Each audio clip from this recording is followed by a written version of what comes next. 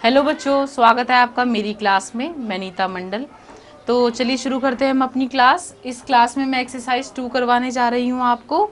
ठीक, पॉलिनोमाइल्स है इस चैप्टर का नाम।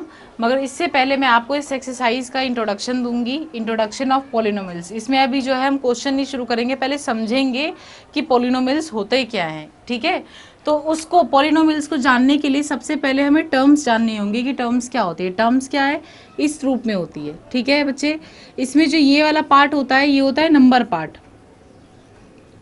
ठीक है, यानी कि ये 1 से लेके इन्फिनिटी जहां तक ये नंबर हो, और ये दूसरा जो होता है ये होता है वेरिएबल पार्ट। ठीक है बच्चे, दिख रहा होगा, ये होता है वेरिएबल पार्ट। इसमें अल्फाबेट एप्पल से लेके ज़ेब्रा तक कुछ भी आप यहाँ पर यूज़ कर सकते हैं। ठीक है, अल्फ़ाबेट यहाँ पर यूज़ होती है। नंबर पार्ट को हम कोफिशिएंट भी कहते हैं। ठीक है, इसमें कोफिशिएंट क्या हो गया, ये 2 हो गया, और ये क्या हो गया, वेरिएबल पार्ट्स हो गया। ठीक है, इससे मिलकर बनता है पॉलिनोमिल्स। कैसे बनता है पॉलिनोमिल्स को हम क्या कहते हैं, पॉलिनोमिल क्या होता है, इट इज अ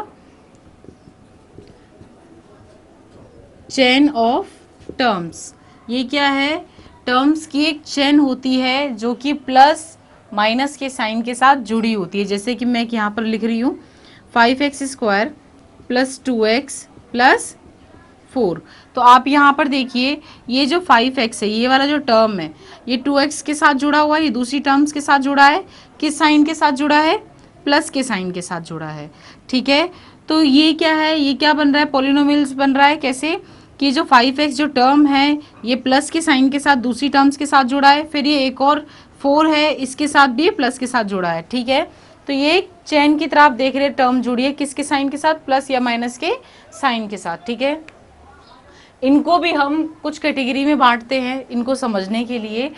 तो यहाँ पर ये कैटेगरी मैंने पहले से ही लिख रखी है। ये क्या है, 2x, ये सिंगल टर्म दिख रहा है आपको, इसको बोलते हैं मोनोमिल। ठीक है, मोनो का मतलब ही होता है 1। ठीक, दूसरा आपको दिख रहा है इसमें कितनी टर्म्स है, 2 टर्म है, तो इसको बोलते हैं बाइनोमिल्स, यानी कि 2 टर्म।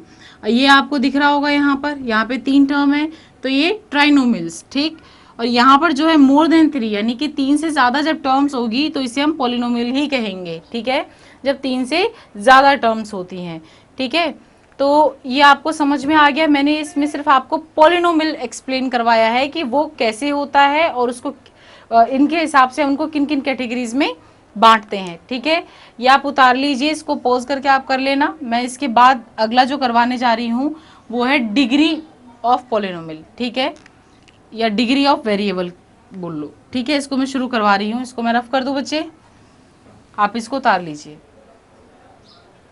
तो बच्चे अब हम पढ़ेंगे degree of polynomial. Degree of polynomial क्या है कि जो हम बहुपद यहाँ पे पढ़ रहे हैं उसकी डिग्री क्या होती है। डिग्री जो होती है हाईएस्ट पावर होती है वेरिएबल की, यानी कि डिग्री क्या होती है, highest power of the variable in polynomial. जैसे कि यहाँ पर मैंने एक ये लिख रखा है पॉलिनोमियल। ठीक है, तो ये आप पहले ये मुझे यहाँ पर इसको कंफर्म कर लीजिए कि किस कैटेगरी का है, ट्राइनोमियल का। ठीक है, आप देख रहे हैं यहाँ पे 3 टर्म है।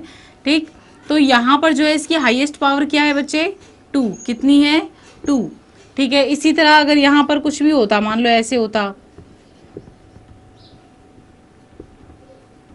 इसकी हाईएस्ट पावर क्या है, 4, तो इसकी डिग्री क्या हुई, 4। ठीक है, तो डिग्री क्या होती है, डिग्री ऑफ पॉलिनोमियल। तो डिग्री के आधार पे भी हम पॉलिनोमियल को 3 भाग में बांटते हैं। एक तो होता है लीनियर। लीनियर क्या है कि इसकी पावर 1 होती है, यानी कि पावर इसमें देख रहे हो आप, इसकी कुछ है ही नहीं वेरिएबल की पावर। दूसरा होता है क्वाड्रेटिक, जिसकी पावर यहाँ पर 2 होती है। ठीक है, और क्यूबिक जिसकी पावर 3 होती है। तो बच्चे ये था सिर्फ एक इंट्रोडक्शन था इस क्लास में आपके लिए, क्योंकि ये चैप्टर शुरू करने से पहले ज़रूरी था कि मैं आपको इस चैप्टर का इंट्रोडक्शन बता देती, ताकि आपको एक क्लासीफाई हो जाता, कि आपको एक क्लियर हो जाता कि पॉलिनोमियल कितने, मतलब कि इसको किस तरह से क्लासीफाई किया जाता है डिग्री के आधार पर, और पॉलिनोमियल होते क्या है, और पॉलिनोमियल को कितने पार्ट में डिवाइड किया गया है। ठीक है, तो बच्चे इसको उतार लीजिए। तो बच्चों उम्मीद है कि आपको इंट्रोडक्शन ऑफ पॉलिनोमियल अच्छी तरह से समझ में आया होगा। ठीक है, इस क्लास में मैं आपको सिर्फ इसका इंट्रोडक्शन समझाना चाहती थी, ताकि एक्सरसाइज शुरू करने से पहले आपके सारे डाउट्स क्लियर हो जाएं। ठीक है बच्चे, तो मिलते हैं आपसे अगली क्लास में। घर पे रहिए, सुरक्षित रहिए।